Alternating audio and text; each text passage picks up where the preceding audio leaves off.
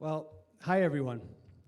Welcome to the Warren Miller Performing Arts Center in Big Sky, Montana for the first ever Community Wildfire Awareness Meeting. I'm Joe O'Connor. I'm the managing editor for Mountain Journal. Mojo is a nonprofit digital media group, and we cover the Greater Yellowstone ecosystem, focusing on the environment beat, including wildlife and wildlands in this 22.5 million acre ecosystem. It's a lot of work, but it is incredibly fulfilling to be part of that. If you appreciate independent, bold journalism about the GYE in the Northern Rockies, please feel free to visit our website and sign up for our weekly newsletter. Thanks. At Mountain Journal, we bring a science and fact-based lens to our journalism and cover Yellowstone and Grand Teton National Parks, wildlife connectivity and wildlife disease, water issues, human growth and development, basically all things nature, and we cover wildfire. I spent 2 fire seasons with the Black Mountain Hotshots, a national resource out of Minden, Nevada. It was one of the best jobs I've ever had, and it was certainly one of the toughest. We fought fires all over the country: Alaska, California, Arizona, Colorado, Oregon, Idaho, Wyoming, and Montana. And that's why we're here today. Because Montana has burned, and Montana will burn again. And Big Sky is in the crosshairs. I want to preface some of this with, this is not a fear-mongering exercise. You know, this is something that I've witnessed, that a bunch of our panelists here have witnessed and are witnessing. Some of you have witnessed this too. But it is important to recognize that where we live, the wildland-urban interface is a big deal. And I think, you know, without a little bit of fear, there can live a little bit of complacency.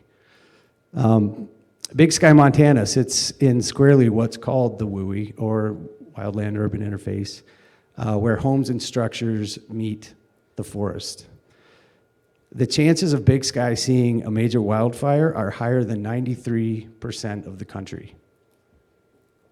So let that sit in for a second. Now, what are we as a community going to do about it? Well, that's why we're here today. So this is the agenda. Learn more after the event. There are sign-up sheets, handouts, as you've seen in the lobby.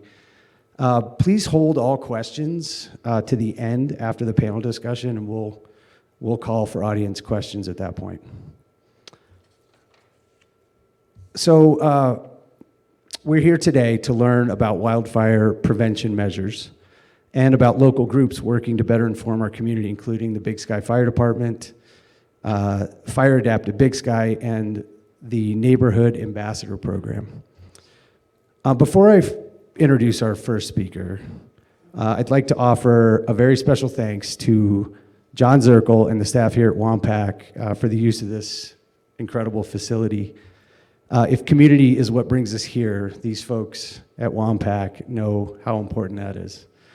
So thank you all for coming out tonight. We really appreciate it.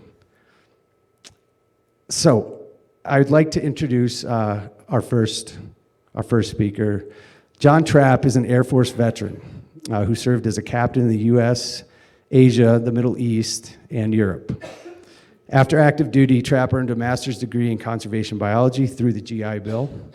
He worked on numerous state and federal, interestingly enough, very, very interesting to me, numerous state and federal wolf management programs in the Southwest and the Northern Rockies before becoming a firefighter paramedic. This year will be his 19th wildland fire season, and he's currently the division chief of wildland fire at the Big Sky Fire Department. Trapp also heads the Seasonal Fuels Mitigation Program and serves on a national incident management team as a fire behavior analyst. Without further ado, ladies and gentlemen, John Trapp.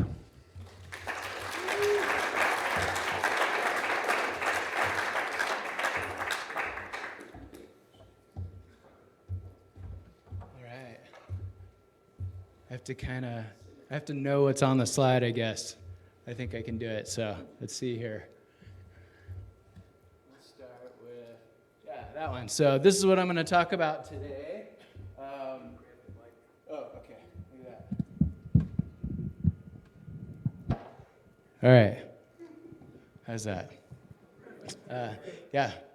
Thanks for having me here, and thanks for that introduction, Joe. It was very nice. So today, there's a lot of stuff as I was putting this together. Initially, I was going to speak twice, and then we boiled it down into once, and I'm like, then I had to put everything into my part and then boil it down further. So I'll try to stay on target here as best I can.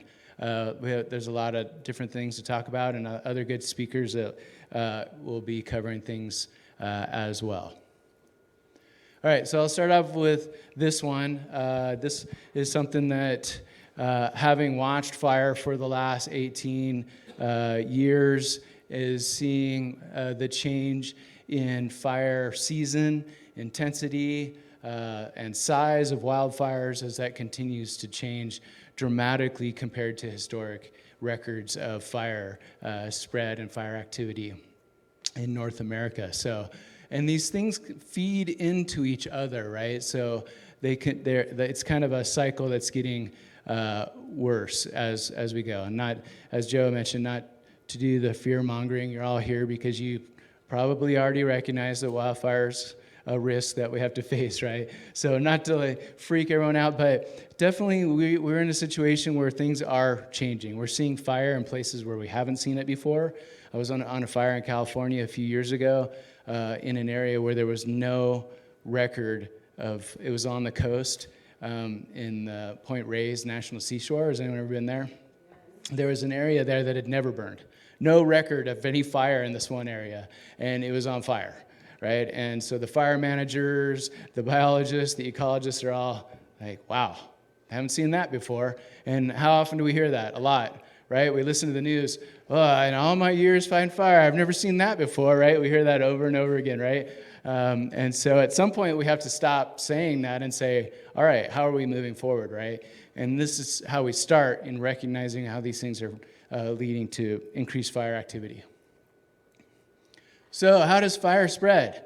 Is it like a wave that goes across the landscape? Because that's what we hear, it was like a wave of fire. It was a wave of this. But fire, ground fire kind of moves in what you might consider a wave, right? It's moving from across the ground through the ground fuels, ignition to ignition, fuel source to fuel source. But it's not a wall of fire typically, because fire is putting embers aloft into the airstream, and a wind-driven fire is putting embers ahead of the fire, so substantially ahead of the fire at times, sometimes several miles ahead of the fire with flaming twigs and branches and pine cones raining down ahead of the fire. So that creates a series of spot fires ahead of the fire, and sometimes those spot fires, when they do ignite, they end up burning back towards the fire, because the fire that's approaching is being wind-driven or pushed, but it's also pulling in, it needs oxygen, and it's got a big source. So you see fire moving, it's a series of ignitions with new ignitions starting all over the place, and we'll talk a little bit about embers. All right, so do we think this? All right, so has anyone seen some of these studies that they've been doing to kind of look at how, a lot of times with whether it's wolves or whether it's wildfire, a lot of times there's this idea of like, well, fire always does this, or wolves always do this or that. And it's not until you actually do research, right? Peer-reviewed research, that we can understand what's happening on the landscape. When I started with the wolf thing, all the wolf biologists said all the wolf dens always are south-facing. Well, after visiting 35 wolf dens, I found out that that wasn't actually the case, right? But any biologists back then, you asked at the time, and they would have said that. So this is similar. So they created these structures inside of a controlled environment, and have these ember generators with about a 15 to 20 mile an hour wind that's blowing these embers in towards the house. They had some different construction types. They had some hardy board. They had part of the roof that was asphalt. They had part of the roof that was cedar, like a cedar shake roof. And as I mentioned, they put the vegetation right around the house. Everyone in here, I'm sure, knows that 0 to 5 feet from your house, right? There's supposed to have a lot of combustible stuff, right? No combustible stuff. So here in this case, they have some combustible stuff right up. It's not too, but I've seen sometimes the juniper or trees that are taking up half the space there. So you can see they had some leaf and needle litter in the gutters, and those embers accumulate in the gutters, and then the heat builds up, and then it starts to transition in and under the roof line. So we see fire spreading like this. Now, if you have something that's creating embers like that, the fire front, as we call it when we're fighting fire, is probably a pretty big area. It might be miles long, right? And it's staggered, and that whole area is generating embers. And they're producing, and they're blowing based on the wind into different areas. So that makes it incredibly challenging for firefighters to fight the fire that they're dealing with, while also recognizing that there's going to be new fire starting everywhere a mile or two ahead of the fire front, right? So this just shows what happens over time. So a lot of these fires, they're called incipient. They're very small. They're kind of just smoldering around.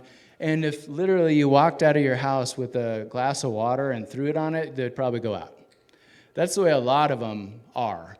But once those structures do get involved and become fully involved, they become their own fuel source and their own heat production source, producing conductive heat, radiant heat, which is very detrimental if you have another structure within 30 feet of it. Okay, this is showing the embers coming in. They did have some mesh on the top, but a lot of times people use the screening that's made from plastic. That will melt, and then the embers will come in. So you want to make sure that you have the appropriate metal screening on your vents there and eaves. Here, someone left their window open. Now, and then of course the heat will then come through, and the embers will then blow into the house, and they'll land on something combustible like your couch or something that you have in the house, or your carpet, something that's going to get going. So, all right, so we can go back to the PowerPoint. Thank you for that excellent work up there in the booth. All right, let me go to the next one.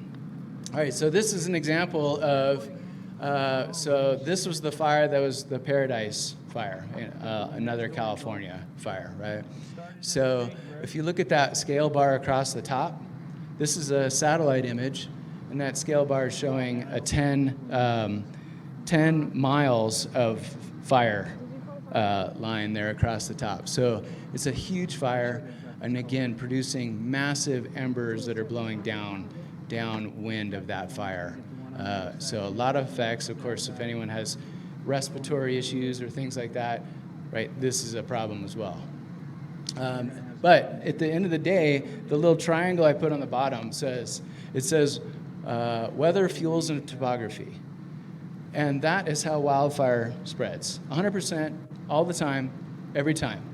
It's those things every time. And if you took the same conditions every time, the fire would be exactly the same every time. But our environment is very dynamic. It's not quite like that. But at the fire lab in Missoula, they're able to actually really control those factors and work with them in a different format. All right, there's another example of a fire. Okay, so how do we fight fire? We have this sort of thing, we have our hand crews, we have our air resources, and that's typically how we engage the fire. And sometimes it's more effective than others. Like, for instance, that bucket drop or that drop from that helicopter, probably not super effective with that much fire. Hard to do. The retardant drop across the top. So the difference is retardant slows the fire, doesn't extinguish it, it slows it. And the bucket drops are typically, or super scoopers, or water, which extinguishes it. Okay, so it was a really cool one from, I think, World War I, of like some surgeons trying to do triage in a war hospital, right?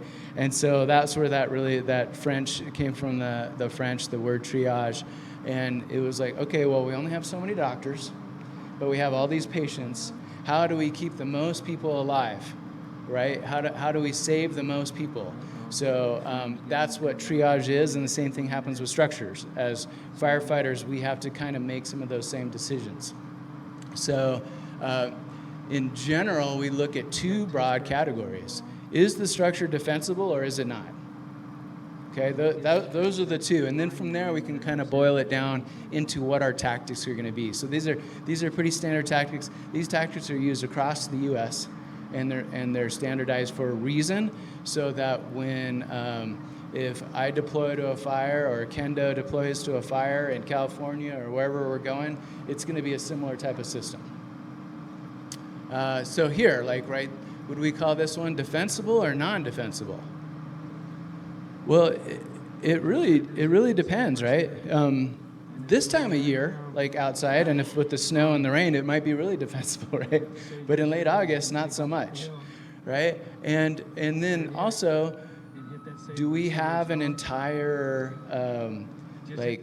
fire brigade that doesn't have anything else to do in one structure? Oh yeah, we can totally defend this thing, right? We'll come in with like 10 chainsaws and a dozer and hoses and fire trucks, and we could defend it. But that's not the reality, right, for wildfire. So this one is another example where they've done more work. They've put non-combustible materials around the base of it and things like that to minimize the likelihood of structure ignition. Metal roof, well-treated wood. It is wood siding, but those large logs don't typically like to suddenly alight, right? If you held a match at a base of one of those, you'd be there all day and the thing probably wouldn't start, right? Okay. All right, here's another one. This one ended up having kind of a spot where the embers were able to get into the house. So, and once they get in and you have the roof failure. So it had some concrete siding around the front, or concrete base, and it had a metal roof, but it also had some other weaknesses. It only takes one, right? One weakness that allows the embers to get into your house. So that's what we try to figure out when we are doing mitigation. So yeah, for some reason, yeah. This one is talking about how we use models to predict fire behavior on the landscape. So we could guess at it, and all firefighters that have been doing this for a while they're pretty good at it, right? Especially if they know the area. And but for me, I'm fairly new to Big Sky, but every year I go to new places and all over the U.S. to fight fires, and I have to start somewhere. Models are a good way to do it. Models can show us our weaknesses and areas that we need to focus on. So there's a lot to do that, to be able to do that and utilize that, and we are getting better with those technologies all the time, and this will be part of the work that I'm doing. It's part of the work that Chief Tetreault has been doing. So Big Sky is ahead of the curve in a lot of ways. So wildfire risk assessment. So this is something that the fire department offers, and I'll give you a link at the end here. But basically what we do is we come to meet you at your house and we do our walkthrough. There's lots of factors that we look at, like the siding, the roofing materials, the eaves, the vents, the decks, combustible materials around there, fuels, whether you have a coniferous forest or ladder fuels, there's a lot of them. And we evaluate all those factors and give you some ideas on like, oh, okay, you could do these things to mitigate your risk from wildfire. Because we have to assume that no one's going to be at your house when the fire comes, right? We can't assume that there's going to be an engine at your house. That would be wrong. Now, some folks that have higher-end homes, they have insurance for their home to have an engine at their home. But even sometimes in those cases, there's not enough engines in those cases as well, right? So we have to go under the assumption that no one's going to be there. And so you have to do the work, and then you leave, and you hope that your trees and your house and everything is still there when you come back.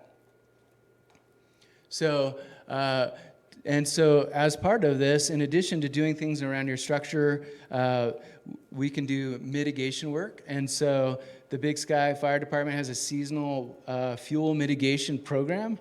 We're hiring 9 firefighters this year and sawyers to come and specifically do this. And we have, let's see, I have another. I threw this one in from the ecology background, right? So just here it shows a mix of low, moderate, and high intensity fire on the landscape. That's natural. That's what it's supposed to look like, right? But often we end up having these high intensity stand replacing fires that we're trying to mitigate. But when we do that mitigation work, I like to approach it from a perspective of how do we make this look if fire had been allowed to burn over the last 80 years, right? We have suppressed fire fairly well. Those early season fires, we'd get in there and knock them down and put them out over and over again, and that allowed for an unnatural accumulation of wildland fuels out there. Well, those early season fires are probably the ones we want to let actually burn around and do their work, right? They're going to reduce ground fuels. They might take out a few trees here or there, but we have gotten away from that, and we have to figure out how we can kind of get back in that approach. And we can do that through selective thinning as well, right? We can try to do what we think would happen to the landscape with fire with chainsaws.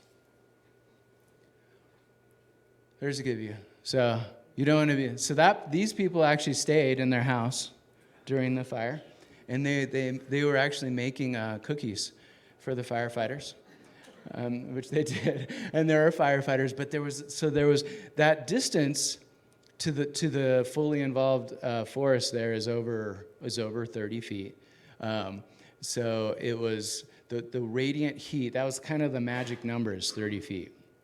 Through lots of research, it shows if you've got that less than 30 feet from your house is going to catch on fire most likely, right?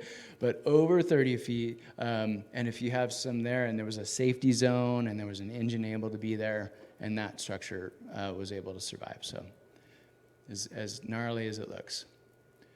I want to point you to the Big Sky Wildfire Hub. A lot of good information on there, and I'll give you I'm going to give you a QR code here for that as well, but it's got lots of good stuff. One of the things that Joe mentioned was this 96%, right, high risk. There's lots of different way that satellite imagery is being utilized to figure out what our risk is. The Big Sky community has an extremely high risk, right? Luckily, because of the altitude and the health of the forest, the season of high risk is fairly small, right? Because we typically have good snowpack, we typically have good green up, right? When the trees are greening up, they're not as likely to catch on fire, right? So there's some good factors in the Big Sky, but still it will come. There will be fire, and so if we do stuff ahead of time, we can do a better job at dealing with it. So, all right, so those are the top QR code is for the Big Sky Fire Hub.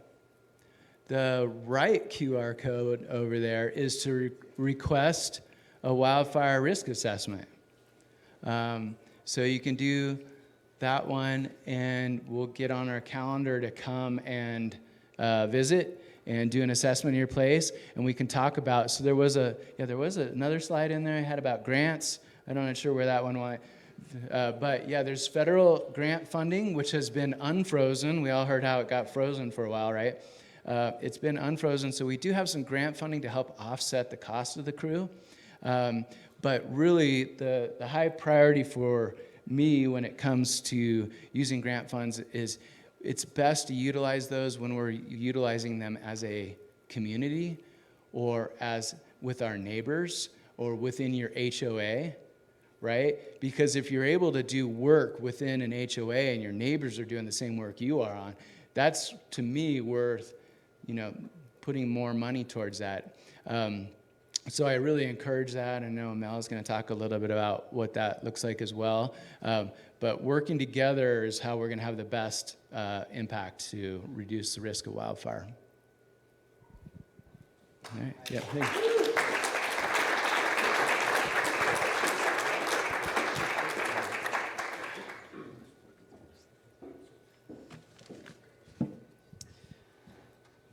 All right. Thanks, John. That was very well done. And intrepid to jump between the slides like that. You got some flexibility. That's good. Jeff Kadri hails from Minnesota and has been in Big Sky for the past 15 years. He and I are actually Hidden Village neighbors, which is good to know that a guy with this caliber of experience is not too far away. So you can text me first if anything happens. Kadri earned his bachelor's degree in biology from the University of Wisconsin, La Crosse? All right, good. And a master's degree in forest sciences from Colorado State University.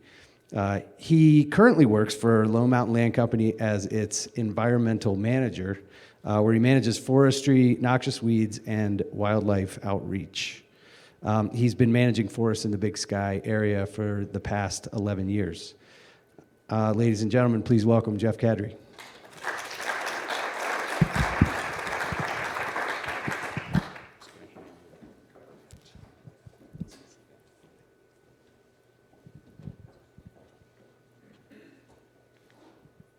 Excellent. Well, thank you for that intro, Joe. It's very kind. And yeah, thank you all for showing up. Excited to talk trees with my community here.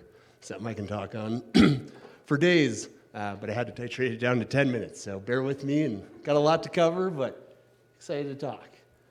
So yeah, here's my roadmap. You'll notice that forest management was the title of my talk, but it's going to be the last thing we're going to talk about. So we're going to start with the trees that we have here in Big Sky, a little bit about some characteristics that really influence how they interact on our landscape, get into a little bit about disturbance regimes that we currently have on our landscape, and then get into forest management, how we can take all of those 4 concepts and apply them into managing our trees. So, okay, perfect. So, these are our 7 tree species, our main players in our forests here. Southwest Montana, we're not very diverse in terms of tree species. Tree identification is actually pretty easy around here. So starting out with our lone deciduous tree on the landscape, aspens. We don't have a huge aspen population, but they're here and there, and where we do have them, they're definitely worth keeping around. Getting into our conifers, our softwoods, evergreens, we have six species on the landscape. There we go. Cool. So we can break these conifers down even further. Starting up with those first 3 species are our pines. A pine tree, by definition, is trees that have multiple needles that connect at the same point on a branch. So we can break those 3 pines down even further. We have 1 2-needle pine in the landscape, so if you find a tree that only has 2 needles where it connects to the branch, it's a lodgepole pine. We have 2 5-needle pines native to our Big Sky area. We have limber pine down here in the canyon, pretty prevalent. You're out hiking in Porcupine, there are some beautiful limber pines in that area. Whitebark pine, on the other hand, is a higher elevation species. We don't see it coming into the game until we get to about 8,000 feet. These are general rules. There are always exceptions. But whitebark pine is struggling right now. It's currently listed as a threatened species on the Endangered Species Act. That's relatively new. Got hit really hard in the last mountain pine beetle outbreak. So in the early 2000s here, And then a non-native fungal pathogen known as white pine blister rust is really creating some havoc. So limber pine, white bark pine, if you have them on the landscape, on your property, really worthwhile trees to keep around and promote. The other type of conifers that we can classify are spruce and fir. So we have 3 of these species, and they're more of your iconic Christmas tree growth, and they have one needle where they connect to the branch. Okay, so an important characteristic that really dictates where these trees occur and how they occur on their landscape is shade tolerance. So this is a spectrum where we have light-demanding trees. These are typically our pioneering species after a disturbance, after a big wildfire. These are the first players in the game. They thrive in that high light environment. As we go down that arrow, we get more into the shade tolerance. These are the trees that come in after those pioneering species get up high enough. There's shade in the understory, and when these trees are young, they really can do pretty well with not a lot of light. So, taking that concept and now applying it to something I like to refer to as forest succession. So this cartoon here is just to illustrate the phases that our forests go through over hundreds of years. We'll start with old growth there on your left. Old growth, I think, is a very subjective term. It really depends on who you're talking to and where you're at in terms of how old is old growth. For our area, I like to say 200 plus years is an old growth forest, but that differs geographically. So old growth forests, these trees have been on the landscape for a while, trees have died, fuels have accumulated. Eventually, a disturbance comes along. In this cartoon here, we have fire, but it doesn't always have to be fire, and we'll talk about that in the next slide. But after that disturbance, we get a blank canvas, essentially. And that's where we get those pioneering species. Typically here, it's lodgepole pine. And a big reason, especially after fire, that we get lodgepole pine establishment is we have serotinous cones in lodgepole. Not all of their cones are serotinous, but a lot of them can be. And serotinous just means that these cones take extreme heat to open up and release their seeds. So typically that's wildfire. So these pioneering species, they come onto our landscape, they start growing, they start competing with each other. And so they're all fighting for the light, the soil, nutrients, and water. As they continue to compete, you have winners, you have losers, they get taller. Now we start getting into this intermediate state where we have those shade-tolerant species that start to establish in the understory. And they start growing, and they start taking up those gaps of those loser, lodgepole pines. And as we continue to progress through that intermediate phase, those shade-tolerant trees grow up, and they start to become part of the overstory, and we start to get more of a diversity of our trees on our landscape.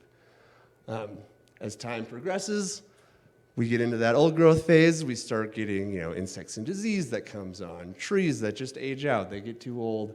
They fall over. Here in the Greater Yellowstone, we have very low decomposition rates, mostly driven by the lack of moisture. And so those trees that fall over, they just sit on the forest floor and they continue to accumulate. And so our fuels, as we get into that old growth stage, they continue to accumulate and they continue to build. And this really kind of builds off of what John was saying about fire suppression. We've been stopping fires for over 100 years now, and that's really played a role in the amount of fuel that accumulates in our forests. But like I said, fire is not the only thing only disturbance in our forests. Other things really locally here are logging. Logging is a big reason why this community started in the first place. Big logging boom in the early 1900s. That was really the push up the canyon and up into the meadow. And then another big boom in the 1980s, huge boom in the 1980s. A lot of our infrastructure, especially as you're getting up towards Yellowstone Club, up over into Moonlight, the Big Sky Resort, a lot of that was done by Plum Creek in the 1980s, and that's a lot of our road systems today, are just old logging roads. Insects and disease also has had a big impact. I had mentioned mountain pine beetle, native bug, comes in, outbreaks roughly every 30 to 40 years. We had a big one in the early 2000s. We'll most likely have another one in 20 years from now. So something to think about. Forest management can help promote healthy trees that could actually potentially defend themselves against this beetle. Other insects and disease, spruce budworm. Big Sky is a big hotspot in the state of Montana for spruce budworm. We see quite a bit of activity. It kind of ebbs and flows in certain years, but you'll see it on the landscape. Dwarf mistletoe, another one, commander rust. We have a handful of diseases that the more you kind of look at your trees, the more you'll probably notice some of these diseases around. And then development. A lot of times I think of development as homes on the landscape, but it's so much more than that. It's our ski runs, our chairlifts, our utility lines that run through. This all has an impact on our forests. Development and logging, they can kind of mimic fire, right? When we develop areas, we typically clear all of the trees. That has an effect on the fuel load, but it also has an effect on this wildland-urban interface concept that we've been talking about. We're now expanding further and further, and we're making just this fire situation more complex, especially in terms of fuels. And then changing climate. We're seeing hotter, drier, longer fire seasons, and what we historically have seen on the landscape is maybe, probably, definitely not the case than what we're going to see in the future. So these factors all really affect how we can manage our forests and that opportunity. So forest management, you're on your property and now you're kind of thinking, I should do something with my trees. The first question you should ask yourself are, what are your objectives? What are you really trying to do? And that may change in different areas of your landscape, but especially around your home, that first one, altering fire behavior, is something that's going to be probably your first or second objective. But you want to think about all of these things, and then if you have multiple objectives, really ranking those objectives. What's the main driver here? The next question to ask yourself is, what's on the landscape? What do we have? What are the species present? Density, age, what disturbances? Maybe your property's been logged before. Where is your forest at on that forest succession spectrum? And then applying that on the landscape. So this is similar to what John had up in those zones, a little bit different, but that first 5 feet we talked about, no fuels, no trees should be in that area. Next, getting into that 5 to 30 range and really just thinking about this maybe as fully dense forest, and how do we cut our trees or manage our trees to promote that crown spacing of 18 feet or more. Really, the more the better, especially in that first zone. It's also a zone we like to plant ornamentals. So if we are planting trees, planting landscaping trees, really consider deciduous trees. They're a lot more fire resistant. Aspens are the one native that we have, and they do pretty well when we plant them. But really, if you imagine this whole picture as trees, and there's thousands, hundreds of thousands of trees potentially in your landscape, you can cut that forest in hundreds of thousands, if not millions, of different ways. So which trees do you keep? Which ones do you cut? And I think one big concept to really think about is diversity. Diversity of your tree species and diversity of your age classes. That really bodes well for trees that are better set up for insects and disease.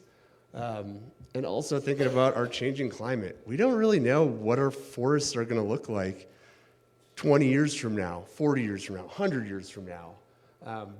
These weather patterns might be favoring different tree species, and those 7 trees, they might look a little different on the landscape in 100 years. So the more diversity we can have, the better on that front. And then also 5-needle pines, just got to put another plug. If you have a 5-needle pine, they're really worthwhile promoting. So whether that's limber down here in the lower elevations or white bark pine in the upper. And then I'm going to round out this with a couple before and after pictures of what forestry work can really look like on the landscape. It doesn't have to be a moonscape. I think a lot of times you talk about thinning or cutting trees, you think of this like clear-cut section out on the mountainside, but it really you can still have trees, and those trees that are left on the landscape in these after photos, they're going to have more resources. They have more light, they have more water, they have more nutrients, and they can hopefully better fight off insects disease and also wildfire. When they have more resources, more water available, they're more resistant to torching and burning. So, yeah, thanks for coming with.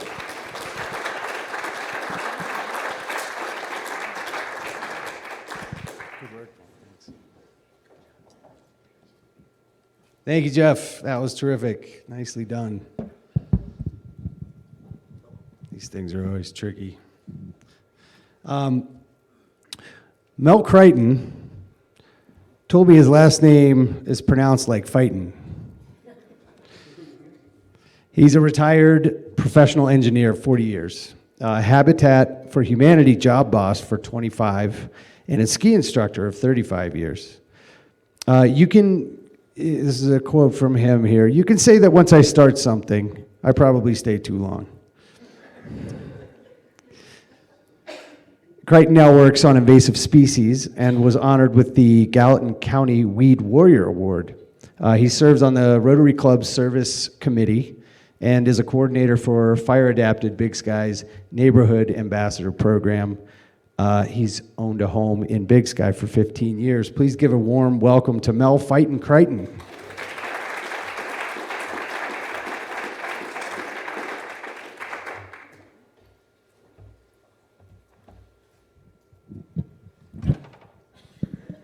Howdy. Can you hear me all right? Great. Yep. Nobody told me how this works. So anyway, the introduction says enough. If you need to contact me about anything, there's my email address. Take a picture of it right now, because it's going. Okay. What is Fire Adapted Big Sky? That's an organization we put together. Fire Adapted means that we are ready to evacuate, we can deal with smoke, and we have hardened our homes and property against fire, against wildfire.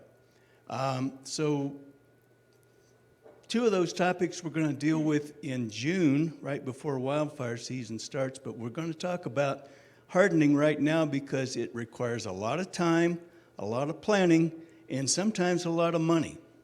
So we want to get you on a head start to that, because if you're going to hire one of these contractors out here, you want to get on their books early. So a quick overview of what this means. Of what I'm going to do is Neighborhood Ambassadors, the Wildfire Action Guide, which was available to all of you at the check-in, what home hardening requires, selecting a contractor, which really we won't go into too much detail with because they're going to tell you why they're the best, and Firewise landscaping and where to learn more. So if you want to be a neighborhood ambassador, it's a great job. The pay is $0, but you get to wear one of those neat blue t-shirts.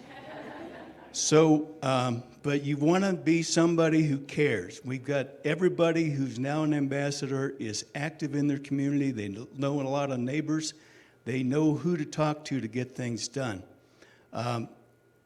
You can go to them if you need to ask a question about what do I do about these trees, or what do I do about evacuation plans. They've got a wealth of information at hand. And they should be working with your HOA on landscaping and wildfire issues. I know that Jeff is very heavily involved up at Hidden Village, and that's what we want to see in every HOA. But unfortunately, we have a whole lot more HOAs than we have ambassadors. And of course, we want to be, our ambassadors are all tied to the fire department. We work for John Trapp. He pays us well. And through there, we're linked to the Greater Yellowstone Fire Action Network. So right now we have 11 HOAs represented by neighborhood ambassadors who have been briefed and know what they're doing. We've got 3 more coming on board in 3 more areas, but we've got 80 HOAs here. So there's no way we're going to get to everybody before the next fire season.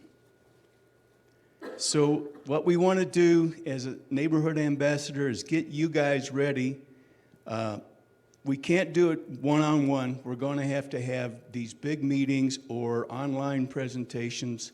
We're going to have articles in Explore Big Sky starting next month on what you can do to harden your home or prepare to evacuate.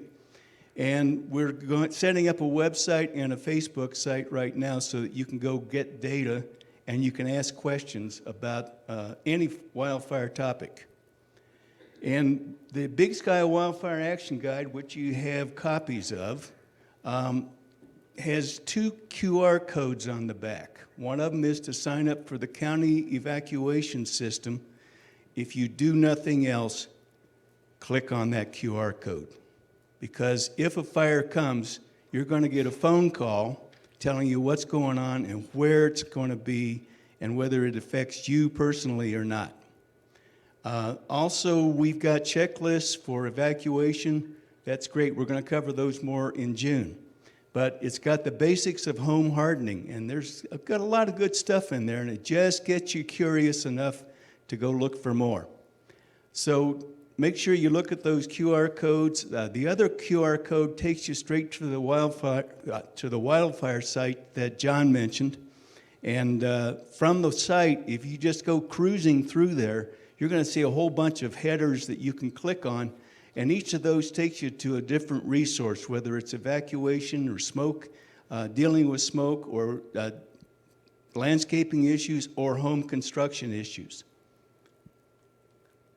So the old wildfire triangle that John alluded to, we can't do much about weather and topography. Our houses are where they are. The weather is what it is. But we can certainly do something about the fuels. So that's what this home hardening is about.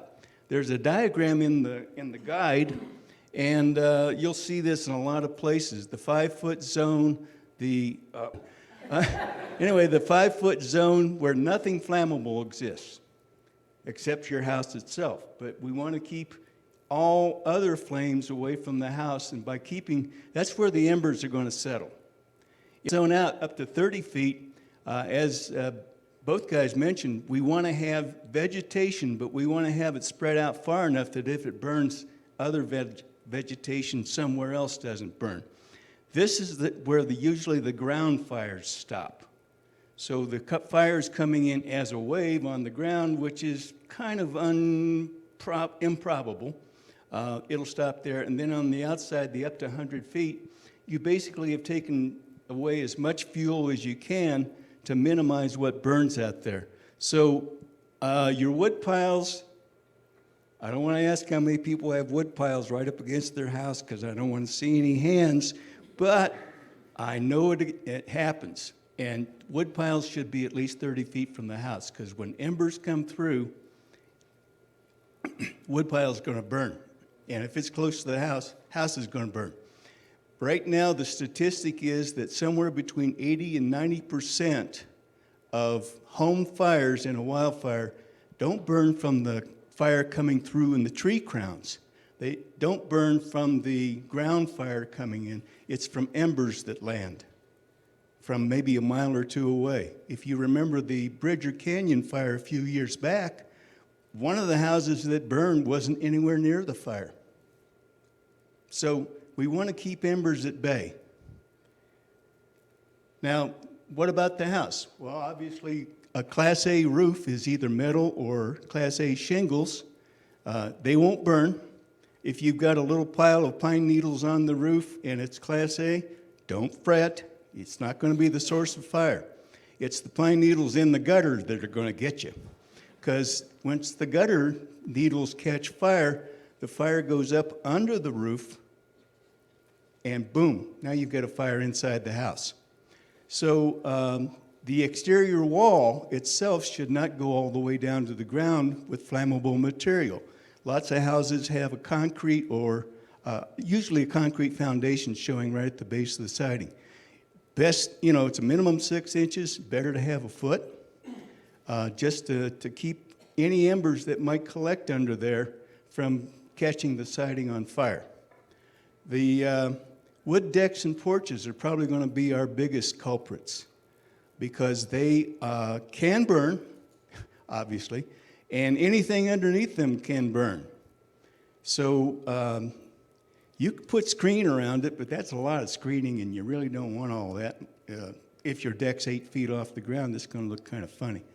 But firewood piles, as I mentioned, gutters, they should be metal and not plastic, because plastic gutters will melt.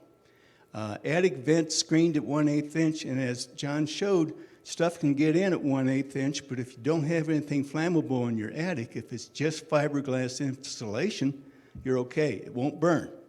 Double glazed windows are good because if you have a fire and heat breaks the outside glass, you've still got the inside glass to keep embers out. Because once embers get into your house, there goes the couch, there goes the curtains, there goes everything. Siding material is not so critical if you've taken a lot of other precautions, but if you're just building or you're re-siding, use something non-flammable like hardy plank. And deck furniture and cushions, hey, we all like our teak furniture and we like those fluffy, plump cushions, I'll say it. But if you've been told to evacuate, get that stuff inside the house. So this is cheap. This is sheet metal applied right over the bottom row of siding so that if embers collect in here, nothing catches fire. And really, this is like you're asking for it, you know. This is going to happen. Fortunately, the house is brick, but it's under the deck. So the deck's going to burn. So how do you know what to do? Well, first off, ask for a fire department inspection and appraisal. They do not share them with anybody but you. And they've got a fuels crew, and they have grants to help you with the cost if you get in early. But the last few years, the grant money has disappeared quick, and the fuels crew has been booked all summer long. So if you're going to do it now. Once you do it, once you know what to do, you can do it yourself or you can hire a contractor. And the slash is what's left when you're done clearing all that crap out and you got a big pile and you say, well, heck, this is big sky. I can't burn it, so now what am I going to do? That's one reason to hire a contractor. He'll take care of it for you. But you can do things with it. If you're in an HOA and you've got access to a chipper, you can chip it up, leave it right there on the ground as long as it's not too thick, and next spring, it's gone. Big Sky Fire will have their chipper out again this summer. Oh, is it running now? Yeah, last year it was broken all summer long. So, but they've got a chipper, and they'll rent it to the HOAs. So anyway, there's a sheet of paper out there about contractors, hiring a contractor. If you're going to hire a contractor, ask yourself some questions first, like how big is the job, what's my timeline, things like that before you make a call. And then the second list of questions is what you should ask the contractor regarding capabilities and insurance and liabilities. Because if you got an $8 million house and he's got $400,000 worth of insurance, you might want to talk to a different contractor. Okay, so if you got a small property, you can do it yourself. And you see how we spell saws? Because that's what they are. I decided I was going to do it myself, and I don't know how many thousands of dollars I've got wrapped up in chainsaws and pole saws and pruning saws and all kinds of other crap, and I'm still not done. Safety goggles, gardening tools, some place to get rid of slash. Your HOA may all get together and hire a chipper for a day. That would be super. And the last, most important tool is the telephone when you finally give up and you say, I'm going to hire somebody. These are some after photos. JJ might recognize these. This is her lot. It was done 2 summers ago, I believe. And it looks pretty good. You know, you can't tell that it really doesn't look that bad. Here's where Alpenscapes can help. It's an organization that's made up of 4 different organizations over here on the right. And over here is all of Fire Adapted Big Sky. And there's fire department, sheriff, the emergency management, DNRC, Yellowstone Fire Department. We've got all of these folks involved in some way or another with Fire Adapted Big Sky, but only 4 over here dealing with Alpenscapes, which is more than just fire. It's also water, invasive species, and ecology. And we overlap right here in the red areas. And if you see right there on the home hardening, when we start taking out plants and trees, what are you going to put back in the empty space, if anything? So Firewise Landscaping, there's a ton of information on the Alpenscapes site. They're simple URL is alpinscapes.org. And as Jeff mentioned, some trees are very fire resistant and can do a good job in close. This is a house that's been hardened. You can see the hardscaping. The big trees are way out there. No flammables on the porch. Alpinscapes on April 16th is having a Firewise landscaping seminar for 3 hours to talk about all the aspects of the landscaping. It costs us $10. There's a QR code that's also out in the lobby and at the Wilson. But how do you know? Okay, the bottom line is the Big Sky Owners Association is working on a simplified process so you don't have to file for modification to do mitigation work on your property. So it'll basically just be tell them what you're doing.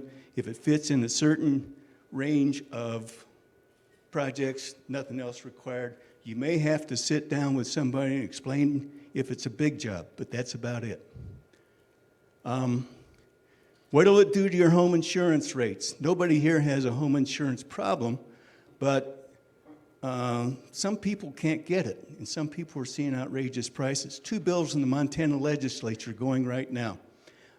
Both came out of the House. Both are now in the Senate. One of them will offer or allow insurance companies to offer discounts or rebates if you do fire hardening.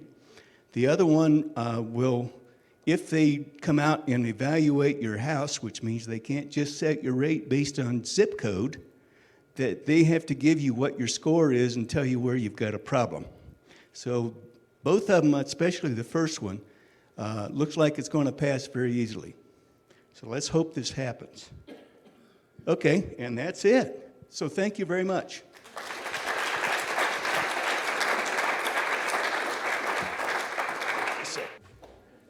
All right, thanks, Mel.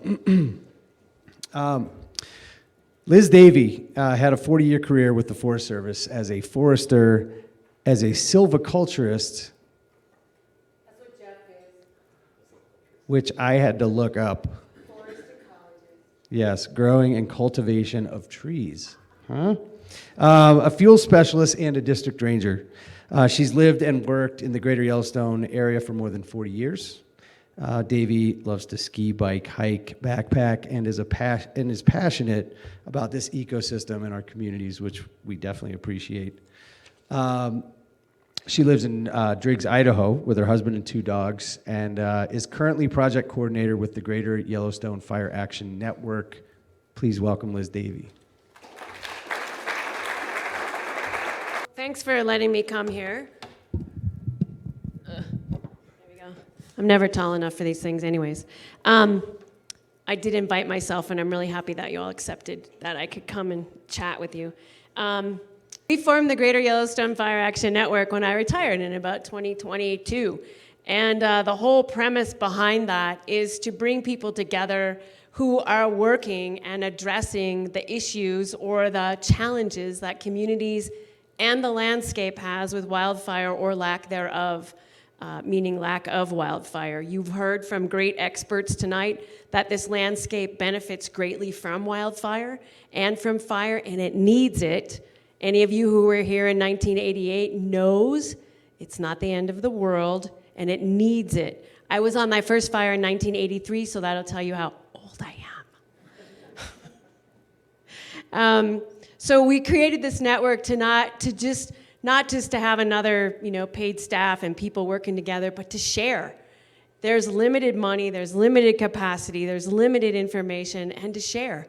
We realize that a lot of people were working together or working. You've heard the word community 100 times already tonight.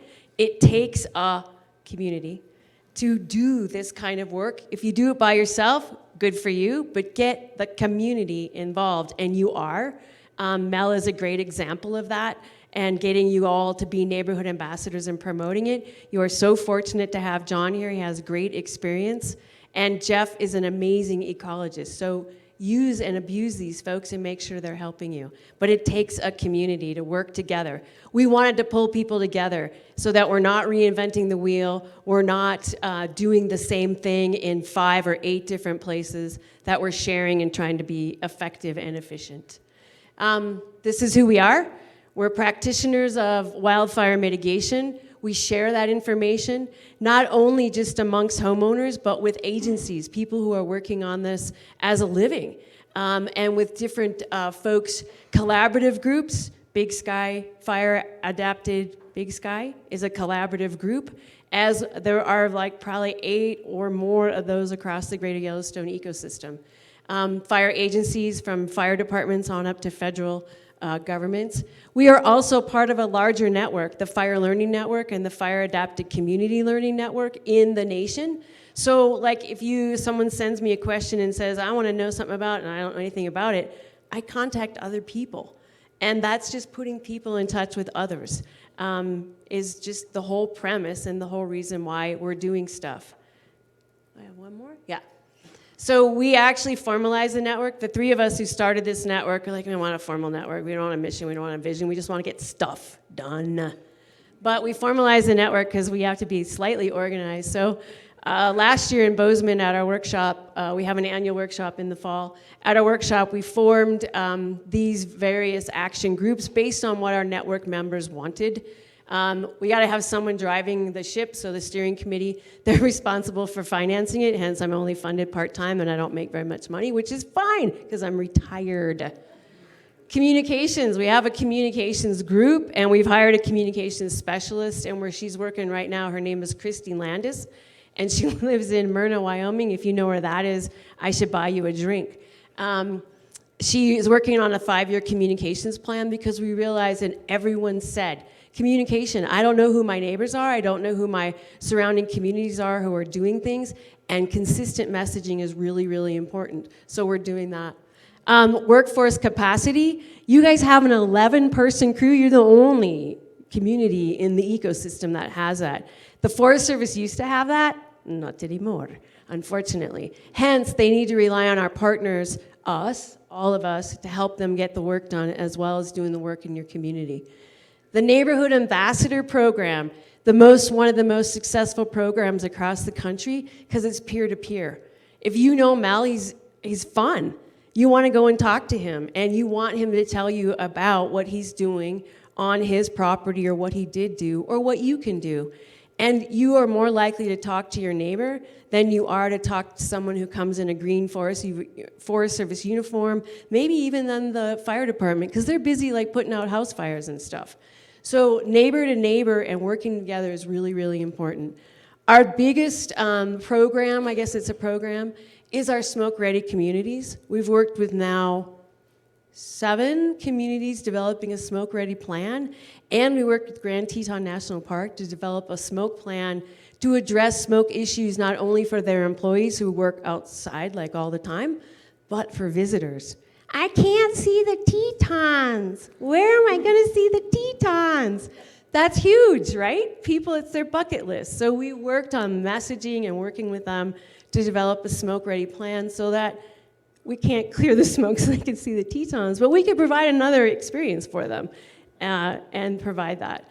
That's basically who we are and what we're doing. Come talk to me out at the table. Smoke, ready for a smoke event is really, really important.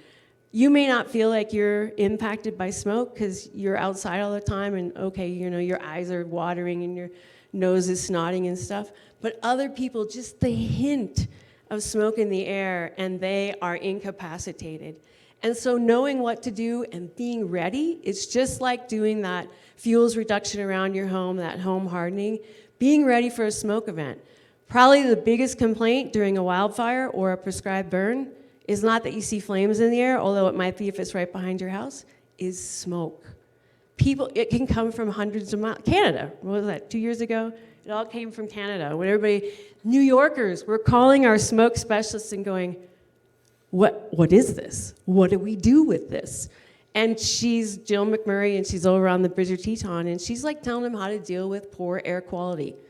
They had no idea. That's what a smoke-ready plan is all about. Come visit me at my table, and we'll go from there. I'll go back. Thank you.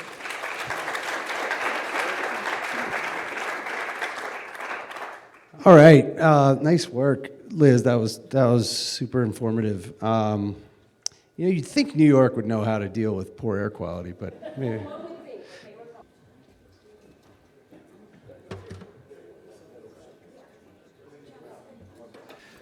Well, again, thanks everybody for coming. This is a terrific group of super informed individuals, and I'm, proud to be up here with each of them. You may notice we have a special guest here with us this evening. Matt Kondorsky's a firefighter paramedic and acting captain with the Big Sky Fire Department. In January, he and 5 of his firefighting colleagues went down to fight the devastating fires in Los Angeles. And Kondorsky went down as the strike team leader in training. Let's give it up for Matty K. Kondorsky.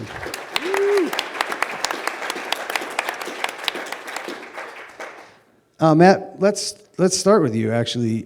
So you went down to LA to help with the firefighting efforts in early January, pretty soon after the fires started. I think you said the 11th? Yeah. Yeah.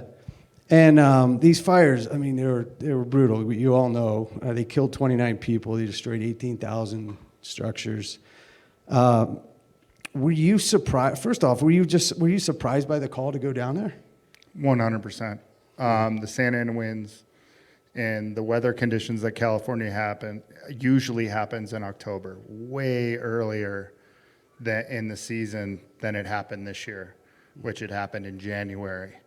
And I mean, the reason we got to go is because it was such a surprising event. Across the country, most of the wildfires are doing their winter rest time or winter job. Yeah. So it was pretty surprising that we got the call to go. Yeah. I mean, that's one of the first things I thought of was just, what the hell are these guys going to do? Half the the National Wildland firefighters are ski patrolling right now. Well, so tell me about that experience and what struck you most about when you guys were deployed down there. What struck me most? Yeah. What like you guys get called down. You go down the 11th. Tell me about the sort of the way things unfolded. I've worked with Cal Fire in the past, and sometimes those guys are really good, and but it sounded like they were really well prepared and had a good plan for these fires that are like a wildfire in a city. I mean, who thinks of that, right? 100%. So we got there, we got the call, and we were there from the call in about 2.5 days. So we got out there in about 2.5 days, which is pretty. So there were 2 strike teams from Montana of 5 engines each. So there were 5 Type 1 engines and 5 Type 3 engines. Strike team is 5 engines. So for us to all get together, we got together in an afternoon, and by noon the next day, we were assembled in Rocker, all gathered and ready, and then we started heading down there.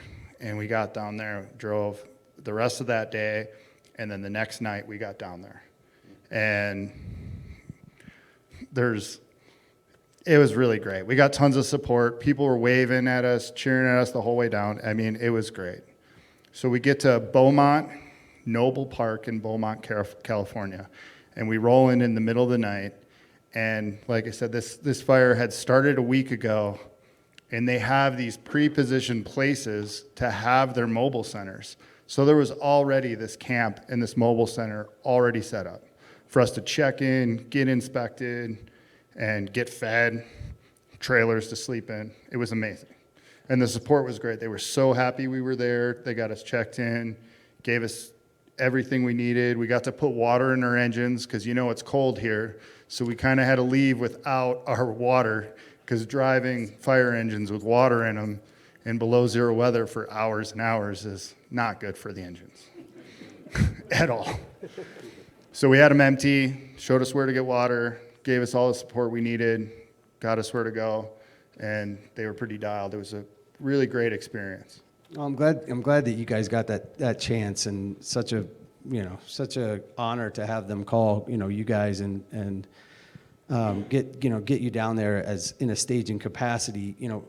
Talking about that staging capacity, you guys didn't necessarily, you didn't have to go to work, really. I mean, you had to work, but you didn't have to go fight some of those fires. We were not on the two big fires. We got put onto what's called an initial attack team. So when we got to staging really early, there were not a lot of resources there. And we watched them build up as days went on, but we got pulled aside and we got put on what was called an initial attack team. And so we had 3 strike teams, so that's 15 engines. And there were actually 10 engines and 5 tenders backing us up. And we sat in a group, and we had to have a 3-minute response time during the day and then a 20-minute response time at night. And we were all together all the time and had our phones by us and were ready to go. And they moved us around and pre-positioned us in different places because these Santa Ana winds were going on, and think of the windiest day in Big Sky when you're up on the peak. This is happening during the day through the cities, and they were crazy. How does that work? I mean, you may not have fought the fires specifically, yourselves. You were ready to do it, but what is different from fighting a fire in L.A. in a city versus Montana, for example? Well, I mean, there's a ton of homes. Yeah. I mean, that's the big one. But their preparedness level, I mean, like us having this conversation today and the ones that go on in the state and looking at them, the difference is, I mean, we got to go to the initial attack air base to see how they work. So when a wildfire goes in their area at this air base, they get paged at the same time. The air resources get paged at the same time as the engines. And the air resources fly up and can guide the engines in. Be like, hey, I see you. You're over here, think about maybe taking this right because this is going to be your better place to anchor your fire and to start thinking about this. And so they have these things that are set up, and it was really cool to see because when we get the page for a wildland fire, we're going to be there first and getting that thought of being like, okay, we need to get up air resources early, where, contacting the Forest Service and contacting the right contacts to start getting some things up going our way. Seeing how they all had it all pre-planned was a big learning experience for me. Yeah, that's incredible to be able to, move all those chess pieces all over the place, and there were a lot of them. Well, I wanted to shift over to you, Liz. Tell us just a little bit more about the wildland-urban interface. And we're talking about, Los Angeles fires. We're talking about Big Sky, which is squarely in the WUI. Talk a little bit more about wildland-urban interface and our situation. So when I moved west, there was no such thing as a wildland urban interface. Remember, I'm old. 40 years ago, I moved to Driggs, Idaho, and no one lived in the woods. Everyone lived in the farm fields or, little houses or the communities or the cities. Well, as people have moved west, because we all moved here if you weren't born here, there are reasons why people moved here. They wanted to build in similar places, or they were able to. Built roads up into the woods and were able to build in there. That's the wildland-urban interface, where people who have constructed things of value, homes, cell towers, water developments, like for community water systems, when they have built those into the forest and adjacent to public lands, that's the wildland-urban interface. But now we're seeing things like LA going. It was a wildfire. It was probably near one, but it was caused by probably a natural cause. It wasn't home fires igniting. You heard about the tar sands fires up in Canada. I mean, that was unreal. It burned everything. So it's the wildland-urban interface is where homes and things of value meet the forest or the public lands, Forest Service, Bureau of Land Management, state lands, things like that. Thank you. Yeah, that was great description. Well, so John, I was hoping you could talk a little about the Wildland Urban Interface Code, the WUI code. What's that about? And yeah, just could you explain that a little bit for us? Yeah, so there's a thing called the International Fire Code, and those that go to places and stay in hotels and go out to eat and notice that there's like sprinklers, and when we look around here, there's these exit signs up, and there's these things that help improve our safety. You have to have the right number of exits in a place like this where you have people in case there's a fire. All those codes were derived from like vast majority from fatalities, people that died because those things were not met, and they change, and that's why they're in the fire code now. Well, the WUI code is a version of this focus on the wildland urban interface. It gives guidance on how structures that are built in the WUI, what kind of construction they should be and what kind of materials, and how to mitigate risk from wildland fire. Some places adopt those codes just like we adopt fire codes. Montana is a little less likely to do that. You know, in Montana, we don't like to be told what we have to do, right? So, and other places have adopted more of the WUI code broadly.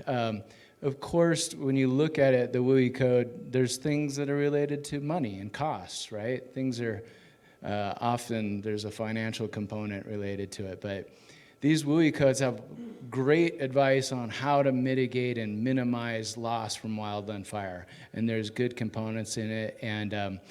And some places and municipalities or counties or even HOAs like to take pieces of that WUI code and incorporate it where they can. So if you look online and see the WUI code, you might notice that depending on your HOA, there might be some very similar types of guidance in there. So I think that we as a state and as a nation, especially as we see fire spreading in places in the East Coast and areas that there hasn't really been fire, we need to recognize that those codes need to be taken just as seriously as the structure fire codes. Yeah, well, that's a great description, and yeah, you're referring to the South Carolina, fires right now, and yeah, it's pretty wild stuff we're seeing. That I think what I've heard a lot of folks refer to in the fire world is fire season is now 12 months long. Well, Jeff, I was just going to go to you. The WUI code covers existing infrastructure, from what I can best understand. What about infrastructure that doesn't exist yet? 97% of all wildfires, intentional or not, are human caused. So, with more homes mathematically and more people in the WUI could potentially mean more wildfires. With no, municipal government in Big Sky, we look to the state and the county. What planning and zoning codes exist that can regulate the amount and location of homes built in the wildland urban interface? Yeah, that's a great question. And, I think here in Big Sky, the biggest thing is our fire department. Whenever we submit a plan to put in a new subdivision, we have to get approval from the fire department to be able to get coverage. And so that's our biggest fail-safe. They come in, they inspect all of our plans, what we're proposing to do, and then if they don't feel comfortable with that area, they can deny that process. So that's our biggest enforcement, our biggest way to really build to the WUI code and build smarter. Another thing that we're working on, Lamont Land Company, is trying to get the horse in front of the cart. So this is coming from the forestry side of it. A lot of times what's happened in the past is we go in and we clear the lot and then build the home, build the structure, and then say, now we should do some tree thinning. And then that's so much harder. All this infrastructure is in place. You can't use a masticator because it might blow chips through a window, things like that. So one push that we're working on is to do more of our fuel management before we start going vertical on any project. And so we're building defensible space into these areas. And then on the other side, we're trying to build smarter using these building materials that are recommended in the WUI code. We don't technically have to follow that, but obviously it's smart. We're building in an area that it's not if we're going to see a wildfire, it's when. Add one thing, Yeah, I'll please jump do. on that Jeff said about, and just in our last our current legislative period that we're in, a legislator introduced a bill to remove fire department review from building plans, right? So, and the rationale was, not great. I'll just say that, but I think it's important that we have to stay alert to what's happening. And Mel mentioned a couple of the House bills that we're going through to reduce the cost of insurance. Prior to that being accepted, the actual the statute in Montana didn't allow insurance companies to give a discount, even if you did the work. So we're making progress in some areas, but you got to keep your eye on the back door too, because they're doing stuff like that in other areas where they're trying to reduce the safety, often for financial outcome. Well, that does seem like a bit of a backwards notion to me in terms of, but putting the dollar in front of the cost of a home or a person. Yeah, putting the dollar in front of the cart in front of the horse. Yeah. Well, that kind of brings me to you, Mel. You were talking a little about BSOA and HOAs, but how does the propensity for wildfire in Big Sky affect homeowners, or can affect homeowners' insurance rates? Well, right now, actually, I got nothing on that. But no, right now, Oh, you will. there are folks in some neighborhoods who cannot get insurance, or their insurance has gone sky high. We're all going to see it. Even the folks who live down in the meadow are going to have to start paying higher insurance because of the risk on the other side, up the hill. And even the meadow isn't safe from wildfire. Like I said, embers can travel. So there's a risk here that everybody could have a fire. And because of that, the insurance companies are saying, we've got to cover that risk. And you heard how much they've lost in California alone. And to the point where some companies have pulled out of California. Well, they haven't pulled out of Montana yet, but some are on the edge. And we don't want that to happen. But the HOAs especially can help, because if you promote an atmosphere of fire safety in your community, it'll spread. But if your HOA says, we don't care, you're out there by yourself. But BSOA understands the issue. We've talked about it. They've said, look, we don't want to hold somebody up from doing the work just because they think they need to get a formal approval and file for approval and pay a fee. They're going to waive all that. The question they're trying to deal with now is, at what level do they decide they want to sit down and talk to you versus just saying, oh, you got to do mitigation work? Okay, go. And hopefully it'll all be that simple, but I got a notion that when you start thinning trees and removing some of the view, they're going to want to see what you're doing. But still, it's just a sit down. It's not a formal meeting. It's not a filing, and no money's involved. And since BSOA handles most of the architectural reviews in Big Sky, we hope that that'll just kind of spread and move on up to Yellowstone Club and Moonlight. Got it. Yeah. Well, and there is, there has been an instance of an insurance company pulling out a Big Sky. I have a letter from Nationwide Insurance that last April 2023, they pulled out of the Firelight condos, and the cost which is always passed on to the consumer, went up significantly. I don't know what the trends are. I don't know if that's, writing on the wall, but, is there a way that anybody here, maybe I can open this up to the panel, would suggest, to reach out to your insurance company yourself, your homeowner's insurance company? What would you suggest? About 4 weeks ago, I was in a meeting with the Montana zoning people, or I'm sorry, the code people, and we were talking about what can you do to help us keep insurance. And one of the guys said, well, this is, of course, just somebody talking, but they said, sometimes when your insurance agent tells you you can't be insured, go around them and go straight to the company. And I know this has worked with Progressive. So if you have to do that, you do that. But again, if I didn't realize Nationwide was the one that pulled Firelight. But now we've got a Firelight neighborhood ambassador, so we're going to be working on that. Mm-hmm. Yeah, Liz, it looked like you had something to say there. Yeah. Well, and we've been working with an underwriter, and I think he's in LA right now, which is why I can't get in touch with him to do presentations for the whole network. But he said, tongue in cheek, go around your agent and talk to the underwriter, because that's what your agent's going to do. And so talk to your underwriter and talk to someone who's a wildfire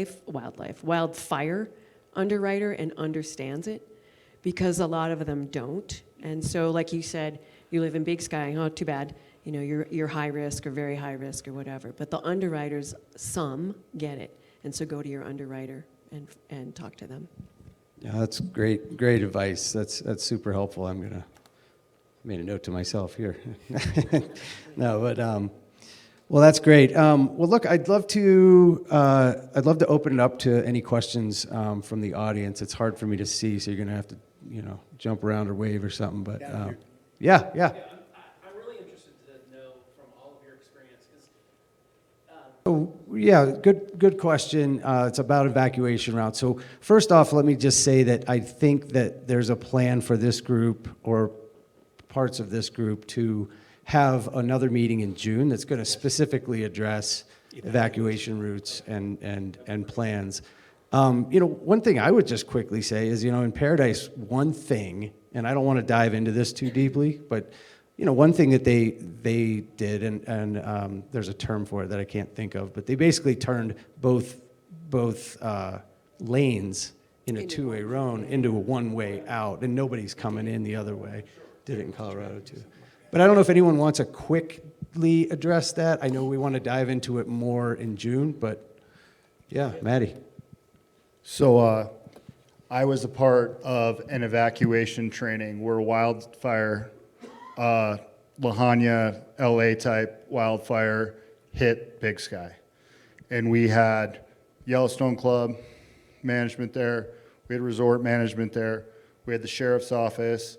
We didn't have Forest Service, but we had the sheriff's office. We had Big Sky Fire, and we all war gamed this out and talked about what evacuations, like telling the resort that, the wildfire wasn't up at the resort, so they were going to stop traffic, and that was going to be a shelter in place, and they were going to prioritize who we're doing. And the sheriffs in the valley shutting down 191 completely so that all traffic would be moving out one direction. And there are 3 ways out of Big Sky. There is over the Big Easy, Moonlight, and just which way are we going to coordinate that, and how is that going to happen? And in the room, we did that. And so those drills are happening on a basis, and all those organizations actually do have contact with each other in a quick manner. They set that up during that meeting so that the head guys, there are plans, and there are more plans coming with more organizations and things. But in an emergency level, we are wargaming that plan out, and we are doing these simulations, and we are preparing for this. Yeah, go ahead, Liz. Yeah. I'm familiar with Island Park, which is a very old community, and a lot of their subdivisions have one way in, one way out, and the dirt roads have 8 to 12-inch ruts. Make sure you know your evacuation route out of your subdivision, and that everyone in your HOA or subdivision or development knows that same route, and make sure those who come and visit know that route as well. You go to a hotel, and it tells you how to leave the hotel. We're all trying this in resort communities, that those who rent their homes and short-term rentals have the same thing posted on the back of their door. This is how you leave. Guests, people who are visitors, they know how they got there. They're going to try to leave the same way, and it might not be the route that they should choose. So a concerted, once again, it takes a community, but it also takes your small developments and communities to do the same thing. Yeah, that's And really I was good going to point. just add, and so last week I met with the sheriff and our training captain to start planning our next evacuation and triage training. So yeah, that is a huge deal, is making sure that those we can, because one car breaks down, right? You got the other lane, like how are we going to do it? So mitigating the fuels along the evacuation routes are a big way to, a lot of times those people that got caught in their cars, they had a lot of wildland fuels right next to the cars. So we're trying to identify those places along the evacuation routes to mitigate the fuels to make it more of a survivable place.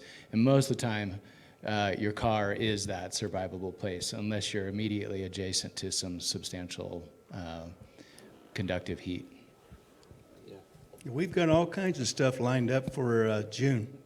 And it includes all this that we've been talking about. It will include the fire department, the sheriff, the county disaster management, and we will even show you different ways to evacuate in terms of which road do you not drive down, and how to assess whether you're going to be in danger if there's a fire here, but you've got to get to there.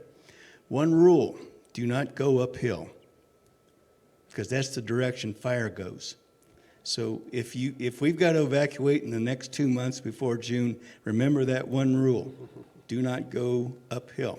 And most of the people that I know are just going to shelter in place down in the meadow or at one of the big parking lots, or right here at the high school.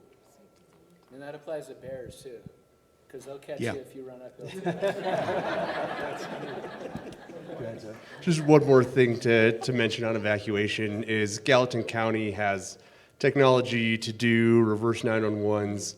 Based from cell towers, they can draw polygons in an area, and the messaging only gets to that polygon. So like Maddie was talking about, it's complex. A fire could never hit everywhere at once, at least in the beginning. So it's really important to pay attention. They basically come through your phone like Amber Alerts that you get. And so Porcupine Fire, I'm sure a lot of us remember that. If you lived in Ramshorn, you got that message, and if you were within that polygon. So there's a lot of technology. Everbridge, that QR code, just download that on your phone. That's another way that Gallatin County, their emergency services, can contact you and really get the word out of where we should be going and where the shelter-in-place locations are. Yeah, that's a great point. Thanks for reiterating the Everbridge thing. I think that's the biggest, one of the biggest tools that you have for alerts is just, and they'll let you know, hey, sit tight. Don't panic and drive down the road and get stuck in traffic with everybody else if you don't need to. But yeah, I think signing up for that app, that Everbridge app, is really key.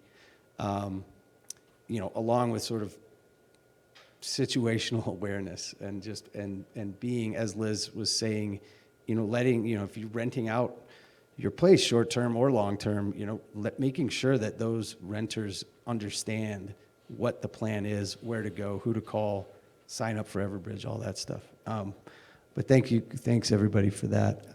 We've got time for a couple more questions, perhaps. If we didn't cover everything, we've basically answered all your questions about wildfire, which is amazing. That's nice work, guys. Right on. Thanks, everybody. Just sort of, in closing, I just want to say what a great discussion. Thank you all for coming. Please put your hands together for our panelists one more time. And also keep clapping for the Big Sky Fire Department and the firefighters around the country putting their lives at risk to help us keep us safe. And thanks again to the Wampac staff, and I really a special thank you to Janelle Johnson here in the front, who really lit a fire, pun intended, there under our asses to get this event organized. But yeah, stay tuned for news about a potential another community awareness, wildfire awareness meeting in June. And just in closing, it takes a proactive effort to get ahead of any disaster. It takes planning on every level. It takes preparation from federal agencies, from county commissioners, from town governments, or town leaders, from the fire department, from HOAs. But at the end of the day, safety really does take a personal accountability. So to learn and understand and ask questions if you don't, and to read and do research and make a plan ahead of time, as Liz was saying, because fire won't wait.